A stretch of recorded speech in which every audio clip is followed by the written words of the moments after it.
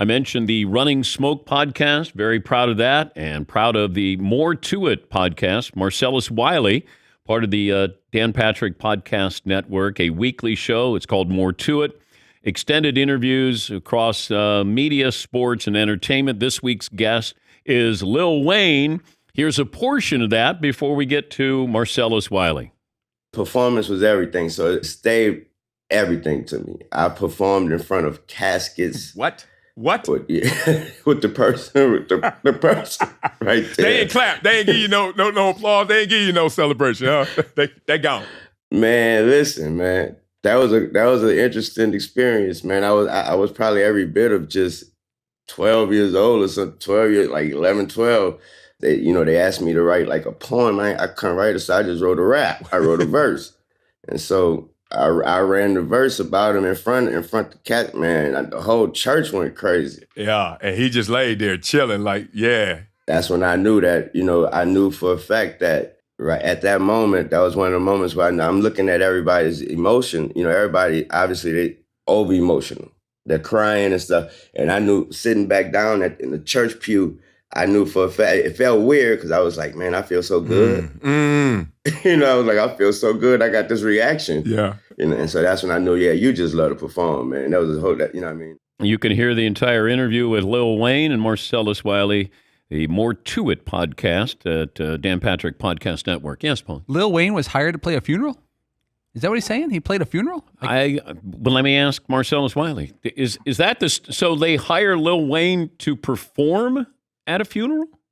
Yeah, I think the word hire is loose in this conversation. But yeah, he performed at a funeral before. And I think the point of his story was no matter what the circumstances were, obviously emotional funeral, he felt the energy. He felt uplifted despite everyone else feeling the despair and the pain of the funeral. And he said it clicked with him in that moment that I just like to perform. So whatever this life's going to turn into, performance has to be a part of it. Who would you hire to perform at your funeral? Oh, man. Outkast. If I had to go there, Outkast, Andre 3000, Big Boy. Wish I was alive to hear it. But at the same time, it would be amazing. That's my favorite group of all time. All right, I'll see if I can make that happen, Marcellus. Oh, thank you, Dan. I look forward to it. We brought this up first hour. What's the number one storyline, like good or bad in the NFL? Let me take away Daniel Snyder. Let me take just football. The number one storyline of the NFL so far is Tom Brady. I don't think it's getting the attention it deserves. I think we all, as we should, give Tom Brady the benefit of the doubt. But just look at what's happening right now in Tampa Bay. And imagine if it weren't Tom Brady, that a player retires, a tremendous player, a GOAT retires, comes back, and then participates in the offseason, then takes an 11-day hiatus, comes back, and then says, you know what, guys, I got a lot of bleep on my plate, which tells you his eyes aren't focused on the prize intently. And that's what I learned about sports. And it's something that we all know in life, but you take your eyes one deviation off the prize, oh, you're going to go off the rails. And it looks like right now, this team doesn't know its way. This team doesn't know which way is up. And in part, it's because of their leader, the GOAT, Tom Brady. So for me, it's just watching that and waiting for the criticism to start to match what he's been doing, because right now he's not being the most focused leader. Todd Bowles, the head coach, says Brady does not get preferential treatment. And he didn't laugh when he said it. He was actually serious when he said it. Tom goes up to the wedding during the week. I guess he misses a walkthrough. If it was, would Tom Brady be mad at Tom Brady? If he's going to yell at everybody, would Tom Brady yell at Tom Brady for this moment? No, he wouldn't. And look, let's start in the beginning. Tom Bowles, stop lying. Of course you give him preferential treatment. You better. That's part of the whole system and economy of sports. You try to be such a good player, great player, that you get that human capital. And that human capital is, hey, if I show up a little late, or hey, I get an excused absence where some other guy may not, because that other guy is not going to do what I do on the field and have the same impact. So we're already starting off from a lie. My grandma always told me you can't make sense out of nonsense. And Todd Bowles is talking nonsense because Todd Brady obviously is getting preferential treatment, going to weddings, 11 days off in training camp, and that's not preferential treatment without penalty, without punishment. It's okay. But Tom Brady right now, he's having so many things thrown his way, and it seems like more than ever, he is in response to those things. Before he seemed Teflon. Before it seemed like Tom Brady couldn't be fazed. Maybe it was the culture of New England. Maybe it was the protection of Bill Belichick and making sure that outside noise stayed outside. But for whatever reason, and in part it's because Tom Brady has a brand now. TB12 is a real thing. He's in promotion. He's on social media. That noise is seeping in. And now you're starting to hear and see a different Tom Brady. But we're also seeing this in Green Bay. What's going on with Aaron Rodgers? Didn't get together with his receivers in preseason. Didn't know what his future was. Devontae Adams leaves, and it just, now he wants to simplify the game plan, whatever that means. I mean, Matt LaFleur wasn't even sure what Aaron Rodgers meant by this. Right? I like, what is going on in Green Bay? Aaron Rodgers, the great. Aaron Rodgers, one of the, if not most talented quarterbacks, has now suffered from a condition we all have suffered from, man. And it's called the curse of the gifted. And if you're talented at something, we've all been tempted at this moment when you're talented and you're getting the rewards from that talent to skip a step. And they talk about that a lot in terms of sophomore slump or anytime you have to do something again, but you're good at it. Do you go back to square one? And if you're Aaron Rodgers with new receivers, without Devontae Adams on a new team, because every year the roster's different, you can't skip steps. You got to go back to square one, especially when you're trying to establish chemistry. I just think this is one of the curses of the gifted. He just thought, I'm Aaron Rodgers.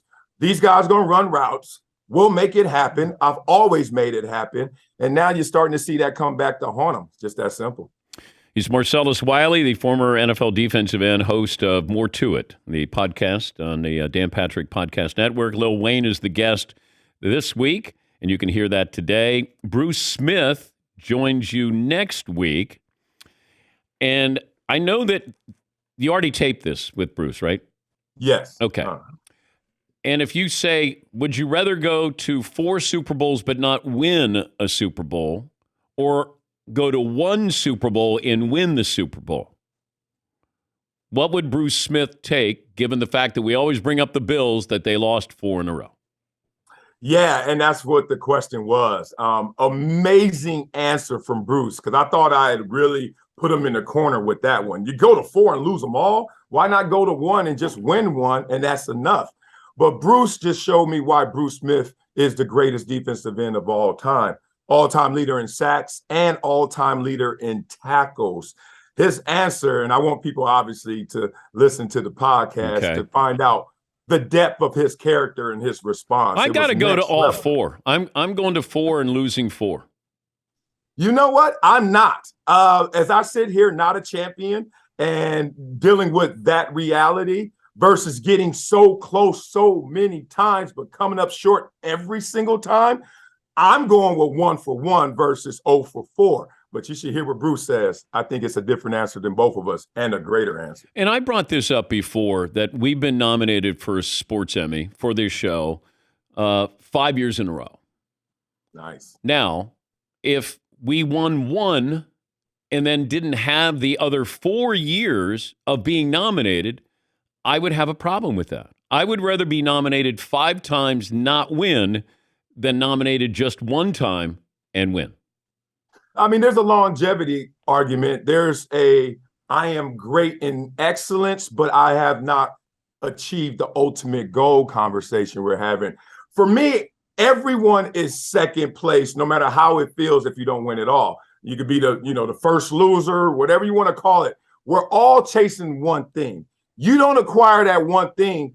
Being number 2 versus number 32 in NFL, what's really the difference? So that's why I think it's almost a zero-sum game. It's all or nothing. And for me, why are we in pursuit of nothing? We're in pursuit of it all. Let me get that one and then move on. Yeah, Paul. Did I sway you? No. I still would go to 4 Super Bowls, 4 in a row, which will never be done again. And they go to 4. They did lose. I'd rather go 0 for 4 than really hard. Okay, Dan, let's one. go here. Baseball. I just heard you guys. You'd rather go in the World Series in Game 7, 0 for 4, or would you rather go 1 for 1? And that one was a dinger out the park. Come on.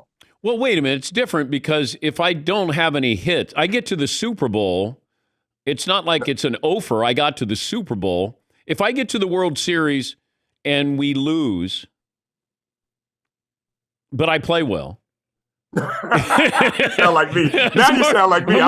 More importantly, did you ever have that? How many times did you have a game where you go, hey, can't blame me. I had a couple of sacks here. Yeah. I mean, it's the most bittersweet moment in your life when you're like walking off the field like, I did that. I dominated. Don't look at me, coach. Hey, ladies, I'm over here. But you have to perform. You have to act like, oh, my God, I just lost my puppy because we lost the game. And so now you're mad, actually, because no one is going to go around saying, where are we going tonight? Oh, I meet you here because we lost. So we're all dressing up the performance of losing. But in reality, inside, there are a few guys like, nah, dog, tonight's the night I need to get out. So you got to deal with that, especially if you're on losing teams. And I was on a few of those losing teams. Were there women?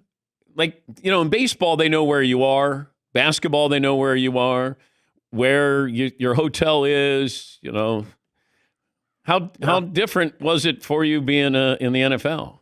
Well, in football, we know where they are. Talk about that. Yeah, know it. Hey, you ask me a question, you're going to get the real answer. All right, so football is funny because we have the curfew, right? We don't live on the road like baseball players. And like basketball players, what curfew? Shoot around, chill in the room. It's a whole different world. They're rock stars. Football players, we land in the city, let's say 4 p.m.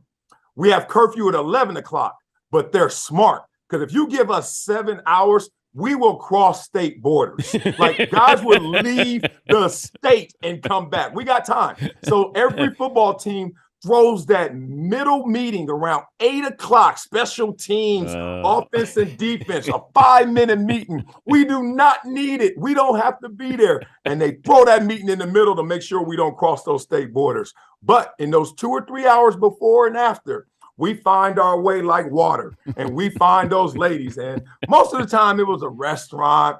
It was a strip club. And sometimes you just stayed in the room and you had security take care of you, man. And you played the next day. What do you mean security takes care of you? They escort somebody else? I'm sorry. Todd Bowles says there's no preferential treatment in it. Look, when I was a rookie, I didn't get any preferential treatment. I was scared straight. Like security come on the floor. I'm like, oh my God, security's here. They're going to tell coach I'm not going to play tomorrow. When you become a veteran, security is on your team. And so if you wanted to have friends over, male, female, the homies come in town, you wanted some lady to come, you want her on a different floor, you guys want to hang out, security will look out for certain individuals. And there was a compensation package that came along with that. You took care of security, they took care of you. So you would pay security to look the other way? They didn't have to look the other way. Just don't look this way and make sure when you do look this way, you didn't see me. Okay. I didn't tell them how to do their job. I just said, look, I'm not a part of the job description today. Fair enough. Right? We looked out for each other. Fair enough. He's that dude, Marcellus Wiley. Thanks for joining the team. We look forward to the episodes. It's Lil Wayne today. Next week, it'll be Bruce Smith. And the podcast is more to it. You can find it at danpatrick.com. Thank you, Marcellus. Appreciate you. Talk to you next week. All right, we'll take a break here. Last call for phone calls. We're back after this.